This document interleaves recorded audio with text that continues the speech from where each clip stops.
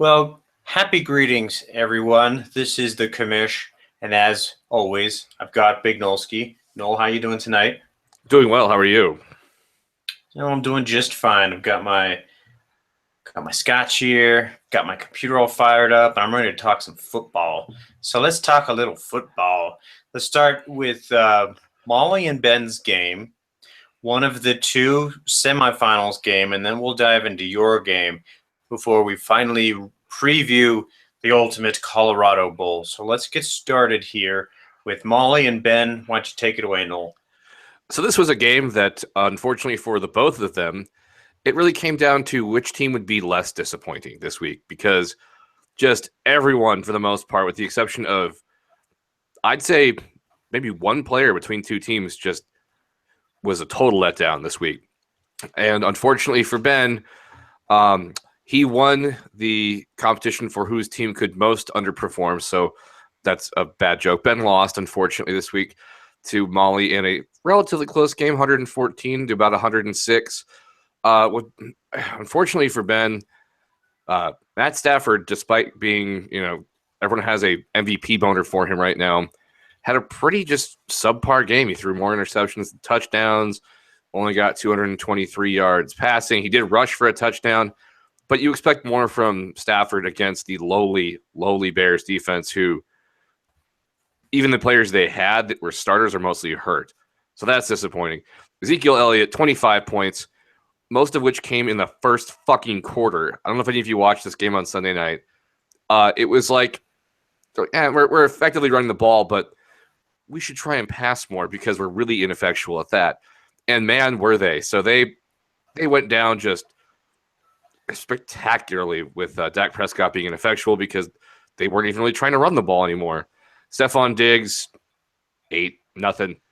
Dennis Pitta, after I said, oh, what's he going to do last week? He blew up. He did relatively nothing this week. Garrett Blount had a good game for Ben, 21 points. Spencer Ware, not as well as I thought, 12. Ben's kicker got a lowly 1 point. And his defense did okay. Probably more than he'd probably want more, but unfortunately, special teams for both of those teams on Monday night were just atrocious, and that's actually what gave up most of those points for the Patriots.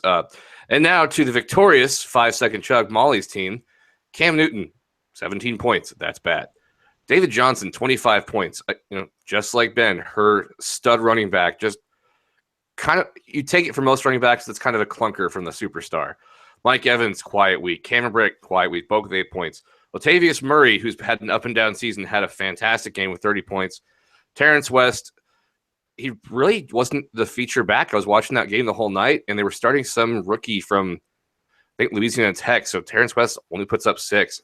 Matt Prater's solid 10 points, and her defense, which you would expect more, again, because the Chicago Bears offense is also so bad, but 10 points isn't bad. So this was kind of an ugly stat line, but I'm sure Molly will take it either way. And congrats to her on a great season and a clutch win and an appearance in the Colorado Bowl. And Ben, I'm sorry, I apparently don't know shit. And while I thought that you were the favorite going into to win the whole thing, your team apparently decided that they hate me and you. So that's all my fault.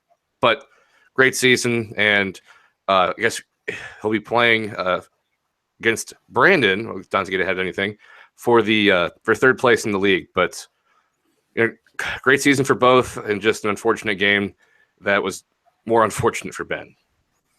Yeah, it really was. It was a really good season for you, Ben. I thought this was, as I've said many times throughout our many podcasts, that I thought that this was going to be his season to win, because up until that final week, he was pretty solidly the number one team in the Mile High Champions League. But c'est la vie, or as the French like to say, huh? So it was a good game, and I'm sorry, Ben, but congratulations, Molly. You're going to the Colorado Bowl. First time for you. Second time for Noel, if I'm not mistaken. Right? This is going to be your second time in the Colorado Bowl, right, Noel? Third. Excuse me, my mistake. Third time. But let's look at how you got there. Pretty fucking easily, actually, because it turns out when you put up over 100 points more than your opponent, you're going to win. Who knew? So Brandon got Brandoned by Noel this week. As Noel would like to say, he had a Brandon-esque game. Noel put up 197.9 points.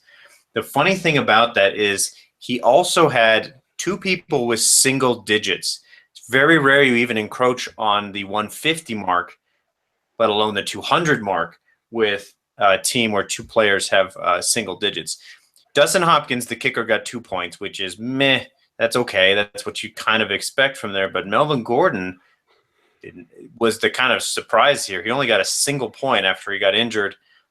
He kind of hurt his hip knee, as they're saying, and is doubtful to play this upcoming week. So that only got Noel a single point.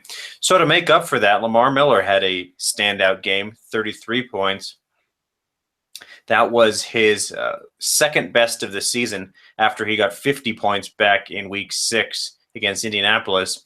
Tyler Eifert had a pretty good game, 21 points. That was his second best game of the season. And then Emmanuel Sanders also had a good game, 29 points, who, guess what? No, I'm sorry, it wasn't his second best. It was his third best of the season, but still pretty darn good at 29 points.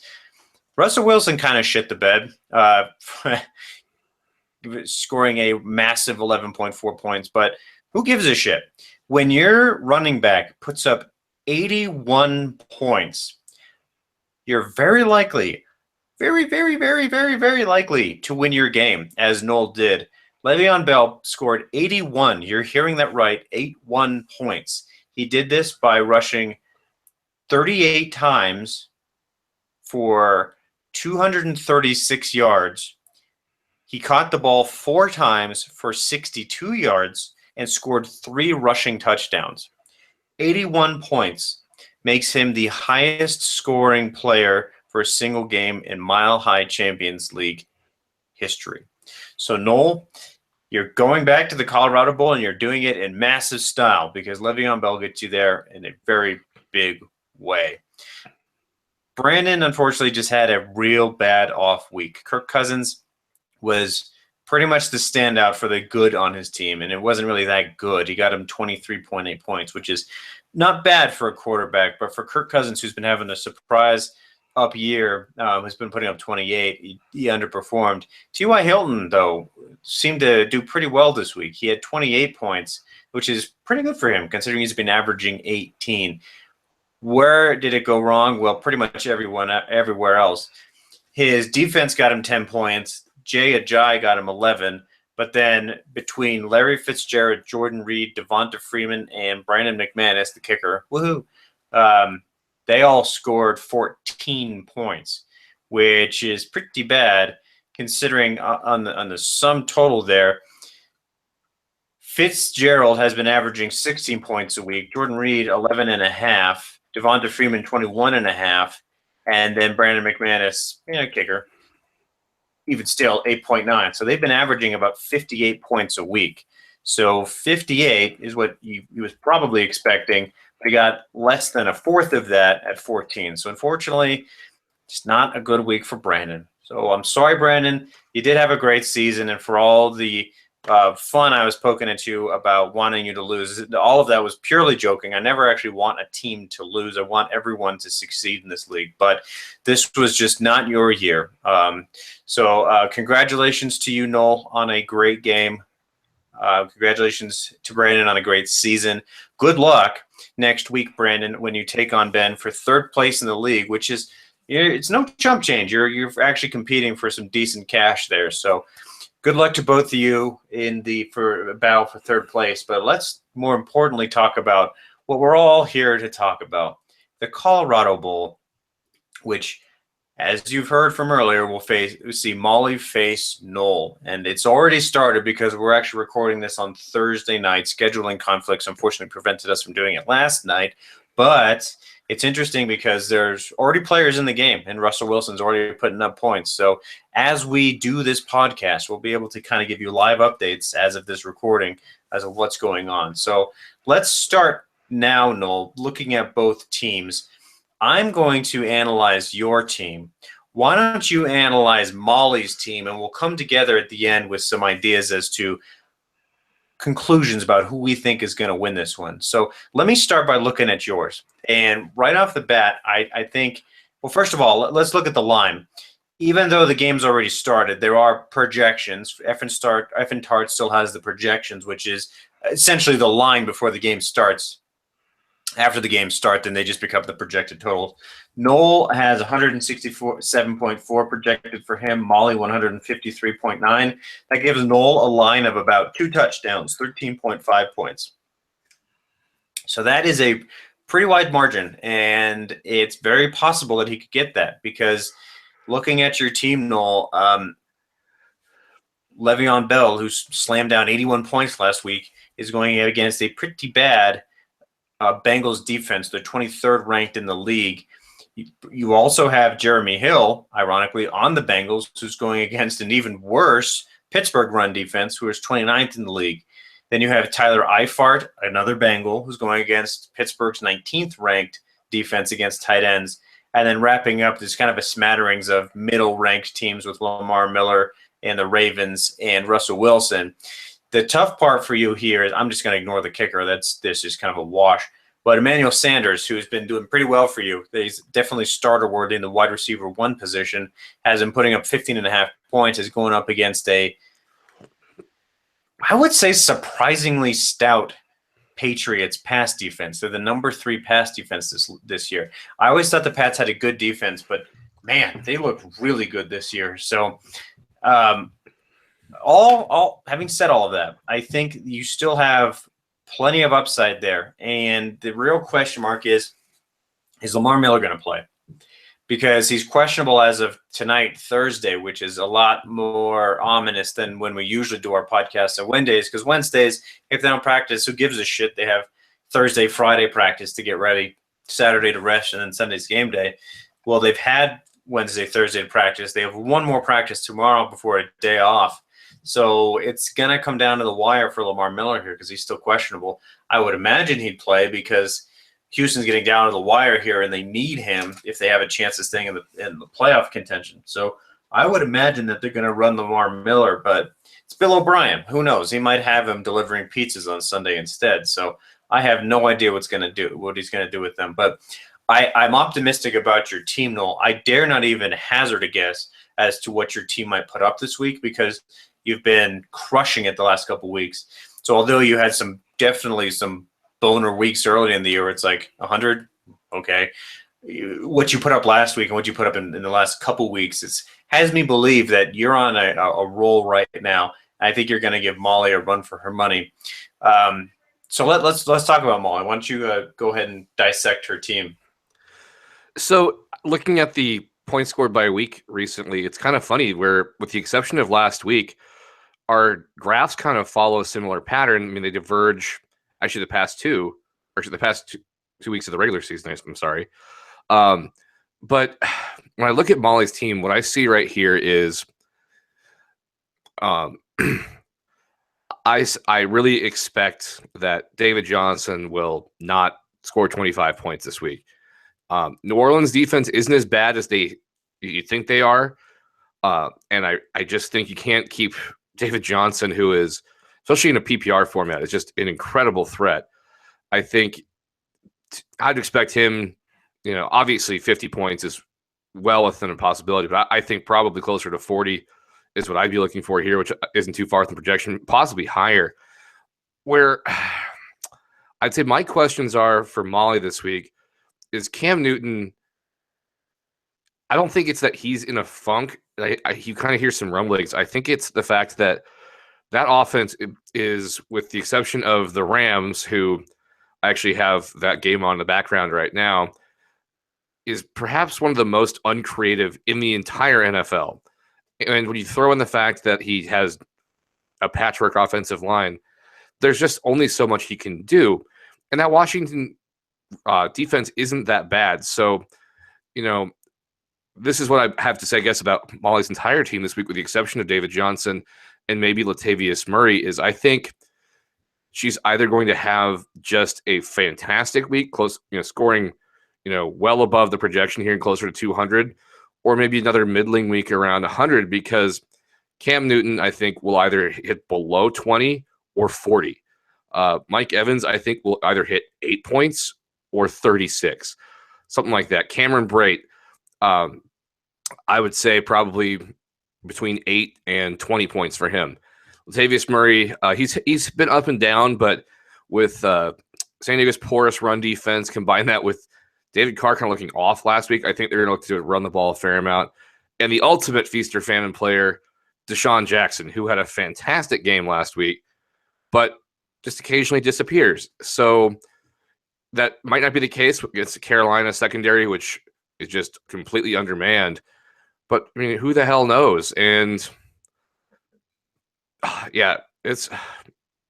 I think I should just stand by that.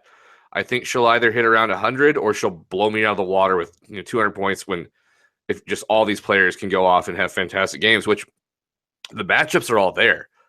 I think, oddly enough, the toughest matchup is probably David Johnson against New Orleans defense. Other than that, Dallas is middle of the pack. San Diego, middle of the pack. Carolina, they're good up front, but they can get burned by wide receivers out deep. 49ers offense is bad. And then Prater's the kind of kicker that, because of the range, can give you, some weeks where you can get close to 18 points. So I like a lot of upside, but there's also, I think, a fair amount of risk there. But that's fantasy, right? That is fantasy. That's kind of what makes it so fun and intriguing, is you never fucking know. I read a really interesting article from one of the chief investment officers at my firm, and he was equating fantasy football to investing in the stock market. And I've often thought of that myself. That's actually what made me, the year I won, I actually built a quantitative model for analyzing players, and it seemed to have worked. And then years past, I'm just like, oh shit, I don't have time to do that. It hasn't been that great for me. But what his point in doing the article was that when you look at the stock market and you look at playing fantasy football, building a roster is not too different from building a portfolio. You look at what there is in the investment universe. You look at what's there in the talent pool. You spend the money you need to acquire these things, and you kind of try to balance it out. You can either go for big risk, big reward type players like a Deshaun Jackson, or you can go with the much more stable type guy like Le'Veon Bell. And it was really interesting because he's equating different investment styles to fantasy football. And I thought it's a very apt point, because even in investing, for as much research as you can do, there is that X factor that there's a lot of uncertainty that goes into investing. That's the risk you take. It's a risk you take in fantasy football. We don't know what's going to happen. We build our teams to the best of our abilities. And for some of us, it turns out really well. I mean, look at these two. These guys made it into the Colorado Bowl through great management, different records, different paths to get there, but you guys made it in. I think that's very impressive. And then you look at the flip side of that coin with, let's say, Vanessa's team. It's kind of sad. You look at the scoreboard for this week, and even though they're in the consolation bracket, they're kind of competing for, just for shits and giggles. Vanessa is actually competing to not get last place this week. Can you believe that? The interesting thing about that for me is she had the third most points for this year. So she had a great team. It just didn't pan out. And that's some of that uncertainty and some of the craziness that is fantasy football, is the craziness of investing, is the uncertainty of life. So anyways, I think that there's going to be certainly a short podcast this week, as will next week's, given that we'll only have to review this last one and maybe break down the entire season. But I don't have much else to say, Noel. I'm just excited to see who's going to become Mile High champion this year. Either one of you, I think, are great contenders for it. Either one of you, I think, deserves it. And either one of you, I think, is going to be very happy about who comes out in the end. Because either way, you both are very fierce competitors, but you're also both very humble people. So I think this is going to be a great week. This is going to be a great championship, and I look forward to seeing what happens. So with that, Noel, is there anything else you wanted to add analytically, anything football, anything Mile High Champions League this week? Oh, I was just going to add, as far as Lamar Miller goes, he's been questionable at this time every week for like the past, 2 months. And what I thought was funny about last week was that, they played the Colts once again, and they did the exact same thing they did in the first matchup, where goddamn Brock Osweiler is just doing nothing the whole first half. They keep trying to make him do stuff and get away from the run. And sure enough, what happens when they unleash the run and with Lamar Miller in the second half? Oh my gosh, they get a win. So, Wow. yeah. Oddly enough, I guess I'm looking, and this is kind of completely off subject for fantasy. I'm looking forward to the Schadenfreude, if you will, at the end of the season to see which ineffectual dumbass coaches get the axe and which organizations keep their idiots in place. But other than that, no, I completely agree with you that I don't want to speak for myself. With fantasy, it's all about some luck, and I believe I kind of lucked my way into the playoffs, and from there, I think my team finally did what I was hoping they would do. So I'm grateful for that. But Molly's been good all year, and you said it, Mike. I mean, I'm looking at her team here. I know she didn't have Cameron Brate to start.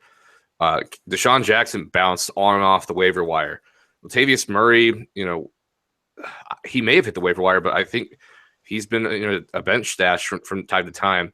And same thing with the Falcons defense. I doubt anyone drafted them. So that's a testament to good team management. And also when you have, look at that, two of the players she drafted in David Johnson and Mike Evans are 1 and 2 at their respective positions. I don't know if she drafted Prater or not, but he's third at his position. So that's the combination of a great drafting strategy and also being very active on waivers, which we've talked about for years. In the years past, we talked about with our little articles, but it's very important to watch the waiver wire. Don't be too active, but don't be afraid to, if a guy is just shit in the bed for 4 weeks and he was kind of a bubble guy to begin with, jettison him and find somebody else. But it's hard. So, yeah, I'm very much looking forward to seeing how this week shakes up. And no matter what, I will be happy no matter who wins, because either it'll be myself, or it'll be Molly for her first time. And I know this is dumb because we have all known each other so long, but either way, the winner of this game will be a Newton Middle School alum once again. Yay! And as have all of the previous champions. Holy shit, you're right. Oh my god. I didn't even think about that until you said that. Wow. That's a good point. Wait, I think they're all Arapahoe alumni as well. Mm-hmm. And everyone has known Ryan Hill for quite a long time. The thread that binds us all. Well, that's interesting. Okay, Josh, that's the onus is on you then. You got to win to break that streak next year, perhaps. Or Tyler, maybe that's a call for you to win. Who knows? So, okay, well, that's going to wrap it up for us now. Noel, thank you again for your hard work and everything tonight. And as always, I think you got one last thing to tell everyone. I do. Happy holidays, everyone. I mean, go Broncos. That's right. Go Broncos. Good night, everyone.